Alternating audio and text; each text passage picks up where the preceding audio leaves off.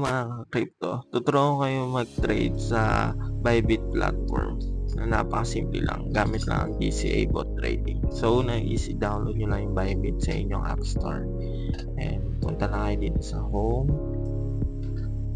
Ito nga palang Bybit is sobrang dali lang gamitin. So meron ako 36.23 na balance and may trade, may derivatives and market and home. Then guys, click nyo lang yung more and makikita nyo dyan napakarami lang feature, and click nyo lang yung DCA bot trading na yan. Tapos pwedeng USDC, pwedeng USDT yung gamit yung currency. So click nyo lang add crypto.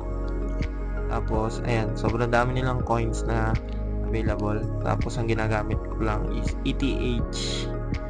Click nyo na ETH.